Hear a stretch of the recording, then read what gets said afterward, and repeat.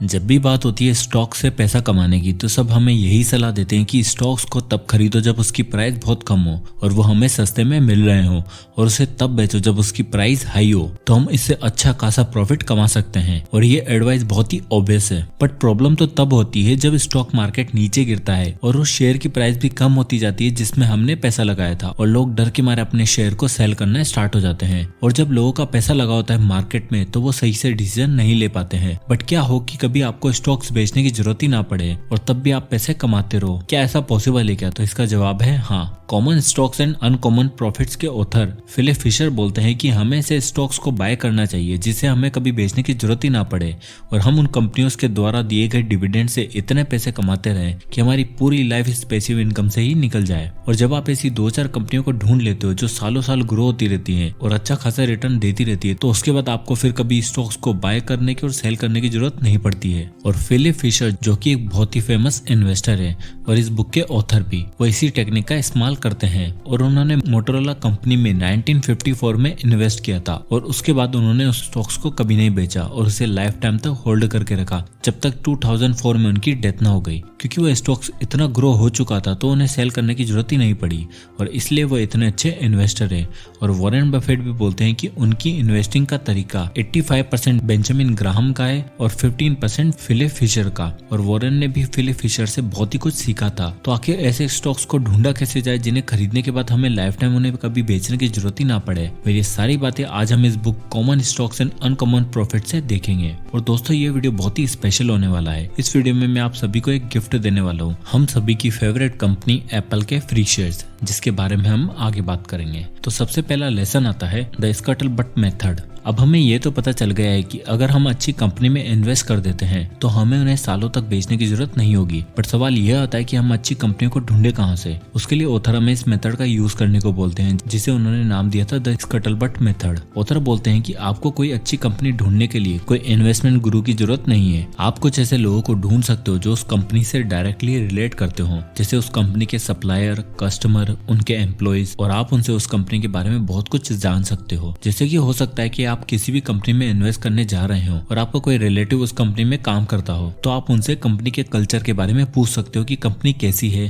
Company future में क्या क्या प्रोडक्ट लॉन्च करने वाली है, या फिर कंपनी अपनी सर्विसेज और कहां तक एक्सपेंड करने वाली है। ये सारी बातें आप उन लोगों से पूछ सकते हो और अपने डिसीजन ले सकते हो। यहाँ तक कि वॉरेन बफेट ने जब एप्पल कंपनी में इन्वेस्ट किया था तो उन्होंने इसके बारे में लोगों से ही सुना और पूछा था। वॉरेन बोलते हैं कि जब भी मैं अपने ग्रेट ग्रैंड चिल्ड्रन को घुमाने के लिए ले जाता था तो वो लोग हमेशा अपने साथ में आईफोन लाते थे। तो जब उन्होंने उनसे पूछा तो उनका जवाब था कि वो आईफोन के बिना रह ही नहीं सकते हैं। और यहाँ तक कि जब वॉरेन लोगों को देखते थे तो हर कोई अपने आईफोन से चिपका हुआ मिलता था, और जब हर साल एप्पल नया आईफोन लॉन्च करता था तो लोग भीड़ लगाकर उसे खरीदने के लिए तैयार रहते थे। तो वॉरेन ने लोगों से फीडबैक लेकर एप्पल कंपनी में इन्वेस्ट किया था और ये इन्वेस्टमेंट उनके लिए बहुत ही प्रॉफिटेबल साबित हुआ। इसलिए आप अपने आसपास देख सकते हो कि लोग किस कंपनी के प्रोडक्ट काम में ले रहे हैं। जैसे कि आप अभी ये वीडियो किस पर देख रहे हो, यूट्यूब पर, राइट? और आपके फोन में या तो iOS हो गया फिर एंड्रॉइड, और आई एम श्योर कि आप शॉपिंग के लिए अमेजोन यूज करते होंगे और मूवीज के लिए नेटफ्लिक्स। तो जब आप इतनी सारी कंपनी के प्रोडक्ट और सर्विसेज यूज करते हो और इन कंपनी के फाउंडर से आप इंस्पायर भी हो, तो इनकी ग्रोथ का फायदा आप क्यों नहीं उठाते? अभी हम इंडियंस टेस्ला कार नहीं चला सकते हैं तो क्या हुआ, टेस्ला के शेयर तो खरीद सकते हैं ना। आई नो आप बोलोगे कि यूएस स्टॉक्स में इन्वेस्ट करने पे बहुत सारे चार्जेस और कमीशन इन्वॉल्व होंगे एंड स्टॉक्स भी एक्सपेंसिव है,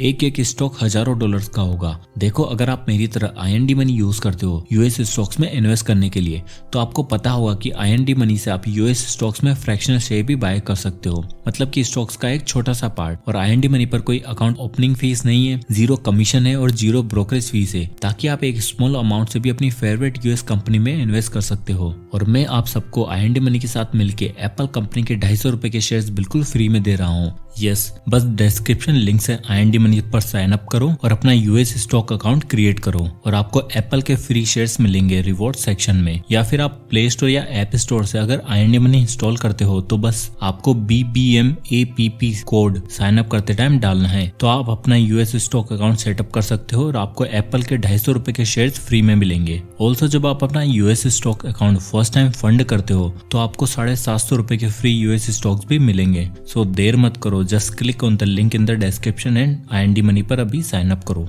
अब आता है lesson number 2, don't over stress diversification. हम हमेशा यही सुनते आए हैं कि हमें अपने पोर्टफोलियो को हमेशा डाइवर्सिफाई करके रखना चाहिए। Don't put all your eggs in one basket, यह कहावत भी हम सुनते आए हैं, बट फिशर बोलते हैं कि यह अप्रोच पूरी तरीके से सही नहीं है। उनका मानना है कि हमें कुछ ही कंपनी को अपने पोर्टफोलियो में डालना है और उन्हें क्लोजली वॉच करना है, क्योंकि अगर आप एक साथ बहुत सारी कंपनियों को अपने पोर्टफोलियो में डाल देते हो तो उनमें से मैक्सिमम कंपनियां तो ऐसी होंगी जिनके बारे में आप अच्छे से जानते ही नहीं होंगे। फिशर बोलते हैं कि हमें बस 8-10 कंपनियों से ज्यादा को अपने पोर्टफोलियो में ऐड नहीं करना है, और वो बोलते हैं कि अगर मान लो कि आपके पोर्टफोलियो में 10 कंपनियां हैं और उनमें से 8 कंपनियां एक ही सेक्टर की हैं, जैसे कि मान लो बैंकिंग सेक्टर की है, तो ये अप्रोच भी सही नहीं है। और अगर आपके पोर्टफोलियो में 10 कंपनियों में से 10 की 10 अलग अलग सेक्टर की हैं, तो ये अप्रोच भी सही नहीं है। आपको जिस इंडस्ट्री में विश्वास है और आपने उस पर पूरी तरीके से रिसर्च कर रखी है, तो अपने पोर्टफोलियो का वेटेज 60% तक होना चाहिए, बाकी 40% आप दूसरे सेक्टर में डिवाइड कर सकते हो। और फिशर हमें बोलते हैं कि हमें ऐसी कंपनियों में इन्वेस्ट करना है जहाँ पर ग्रोथ अच्छी हो रही है, क्योंकि अगर आप ऐसी जगह इन्वेस्ट करते हो जहाँ पर अपॉर्चुनिटी बहुत ही कम होती है, तो कभी भी आप एक अच्छी कंपनी को नहीं ढूंढ पाओगे, क्योंकि आज इंडिया में 5000 से भी ज्यादा कंपनियां लिस्टेड है। तो आपके पास अपॉर्चुनिटी तो बहुत ज्यादा है, बट टाइम उतना नहीं है। इसलिए हमें जो कंपनियां लगती हैं कि ग्रो नहीं कर सकती, उन्हें एलिमिनेट करते जाना है और अच्छी ग्रोथ कंपनियों पर फोकस करना है। Lesson number 3,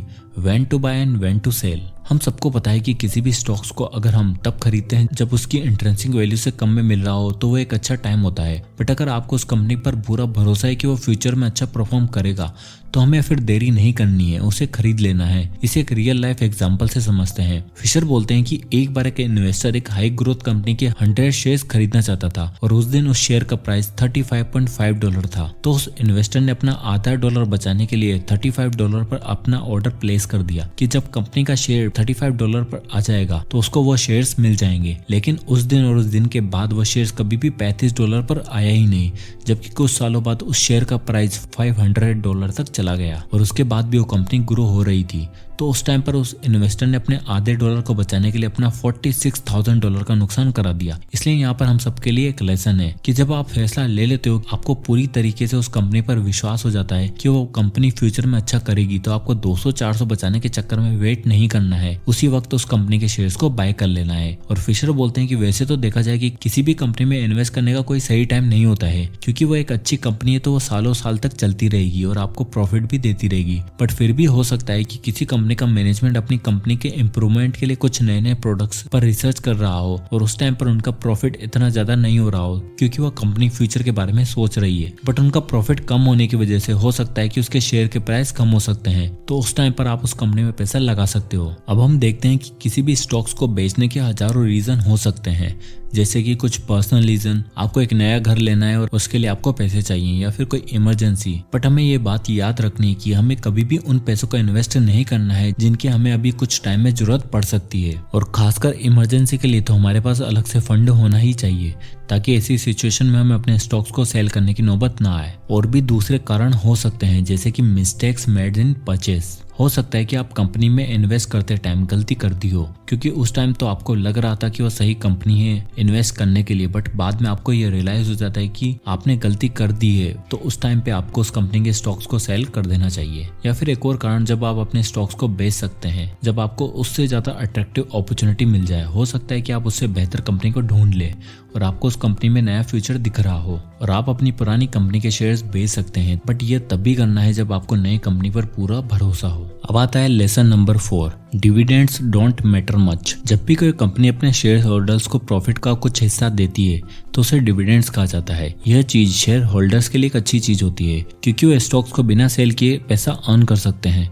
but Philip Fisher बोलते हैं कि डिविडेंड्स इतना मैटर नहीं करता है, और जरूरी नहीं है कि जो कंपनी डिविडेंड नहीं देती है वो अच्छी कंपनियां ना हो, क्योंकि हो सकता है कि कंपनी नए नए प्रोडक्ट्स को लॉन्च करने के लिए उसकी रिसर्च पर पैसा खर्च कर रही हो, या फिर कंपनी ग्लोबली एक्सपेंशन करने का सोच रही हो, या फिर अपने प्रोडक्ट्स को सेल करने करने के लिए एडवर्टाइजिंग पर खर्चा कर रही हो। तो उसके बहुत सारे रीजन हो सकते हैं जो कंपनी अपने बिजनेस को ग्रो करने के लिए पैसा डिविडेंड के रूप में देने की बजाय कंपनी की ग्रोथ पर खर्चा कर रही होती है, जो कि लॉन्ग टर्म में शेयर होल्डर्स के लिए फायदेमंद ही होने वाला है, क्योंकि वो कंपनी की ग्रोथ जितनी होगी उनके शेयर प्राइस उतने ही बढ़ते जाएंगे। एग्जाम्पल के लिए अगर आप कोई बिजनेस ओपन करते हो और आपको उसमें कुछ प्रॉफिट होता है, तो आप या तो उस प्रॉफिट को पार्टी करने में, अपने शॉपिंग में या फिर घूमने फिरने में खर्चा कर सकते हो, क्योंकि आखिर आपने प्रॉफिट जो कमाया है। बट उसकी जगह अगर आप उस प्रॉफिट को अपने बिजनेस को ग्रो करने के लिए लगाते हो और अपने बिजनेस को और एक्सपेंड करते हो, अच्छे अच्छे एम्प्लॉइज को हायर करते हो, तो शायद फ्यूचर में आपको और भी ज्यादा फायदा होगा।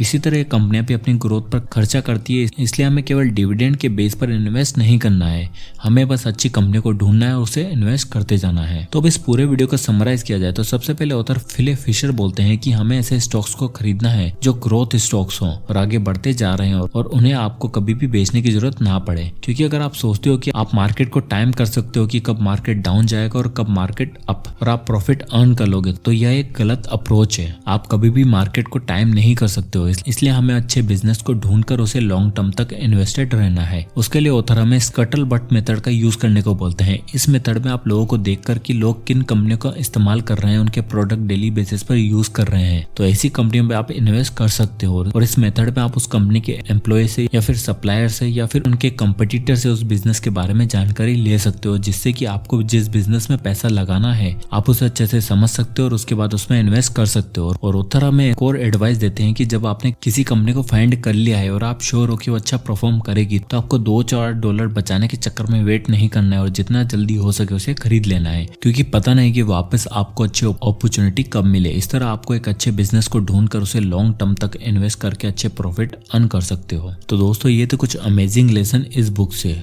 और आप IND मनी ऐप को डिस्क्रिप्शन लिंक से अभी डाउनलोड करो और अपना US स्टॉक अकाउंट फंड करो। आपको ₹250 के एप्पल के फ्री स्टॉक्स मिलेंगे और डिस्क्रिप्शन लिंक से साइन अप करके US स्टॉक अकाउंट क्रिएट करने पर और अकाउंट फंड करने पर आपको ₹750 के फ्री US स्टॉक्स भी मिलेंगे। कोड याद रखो BBMAPP। IND मनी को ओवर 4 मिलियन इंडियंस यूज कर रहे हैं, so it is the best app to invest in US stocks from India. So app की वीडियो आपको पसंद आया होगा तो इसे लाइक करें और ज्यादा से ज्यादा लोगों तक शेयर करें। और अगर आप इसी तरह के वीडियोस देखना चाहते हैं तो हमारे चैनल को सब्सक्राइब करना ना भूलें। मैं इसी तरह के वीडियोस आपके लिए लाता रहूंगा। और अगर आप किसी भी बुक या टॉपिक पर वीडियो चाहते हैं तो हमें कमेंट बॉक्स में कमेंट करके जरूर बताएगा, मैं उस पर वीडियो बनाने की पूरी कोशिश करूंगा। तो मिलते हैं नेक्स्ट वीडियो में, तब तक के लिए जय हिंद।